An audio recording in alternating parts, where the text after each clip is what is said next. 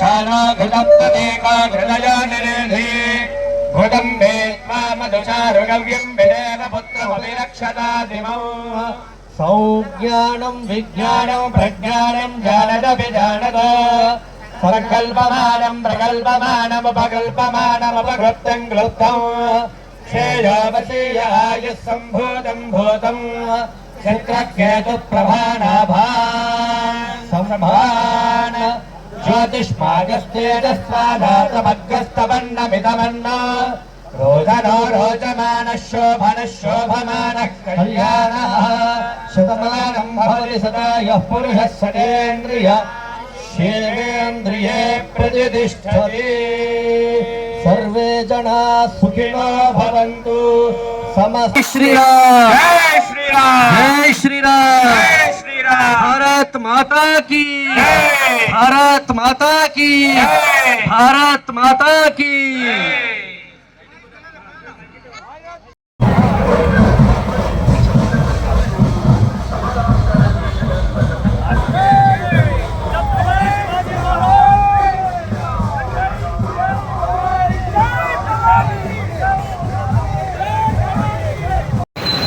శివాజీ మహారాజు పట్టాభిషిక్తుడైన ఈ రోజును దేశవ్యాప్తంగా హిందూ సామ్రాజ్య దినోత్సవంగా మనం జరుపుకుంటున్నాము.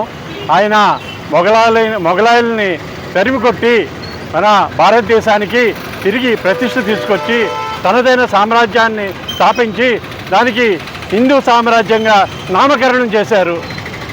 హిందుత్వంలోని గొప్పదనం అటువంటిది.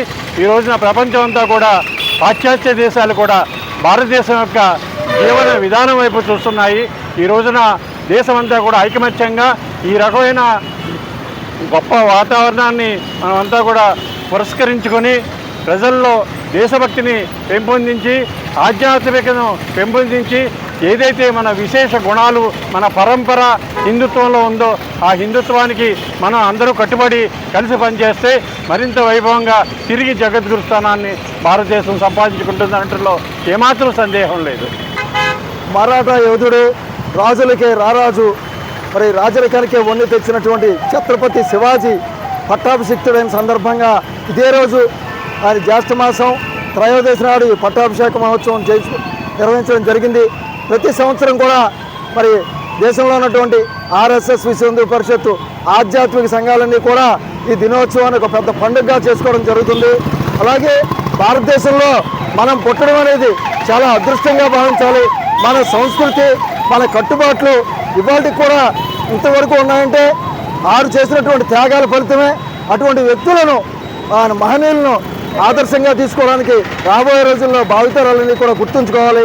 వారికి తెలియజెప్పాలన్నటువంటి సదుద్దేశంతో మరి పట్టాభిషేక మహోత్సవం మరి వాడవాడలో కూడా అన్ని పట్టణాల్లో కూడా జరుగుతుంది. భీమవరంలో ఈరోజు చినామిరంలో ఉన్నటువంటి విజ్ఞాన భారతి స్కూల్ నుండి భీమవరం పట్టణం 1 టౌన్ 2 టౌన్ పట్టణాల మీదుగా ప్రధాన రహదారులు గుండా పెద్ద ఎత్తున కాషాయ జెండాలతో మరి ఛత్రపతి శివాజీ జై అంటూ నినాదాలతో భారీ ఊరేగింపు నిర్వహించడం జరిగింది.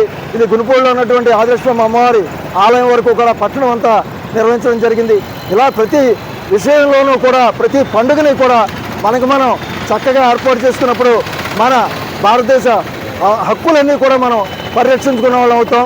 దీంట్లో అందరూ కూడా ప్రధాన భాగస్వాములు అవ్వాలని చెప్పేసి భారత్ మాతాకి భారత్ మాతాకి. ఈరోజు జరిగినటువంటి కార్యక్రమం గోదావరి దోస్త్ యూట్యూబ్ ఛానల్లో ప్రచారం అవుతుంది కాబట్టి భీమవరం పురపాలక ప్రజలు మరియు హిందూ బంధువులందరూ కూడా దీన్ని తిలకించవలసిందిగా తెలియజేస్తున్నాము. హృదయపూర్వక ధన్యవాదాలు. గోదావరి దోస్త్ యూట్యూబ్ ఛానల్ వారికి కూడా హృదయపూర్వక ధన్యవాదాలు తెలియజేస్తున్నాము.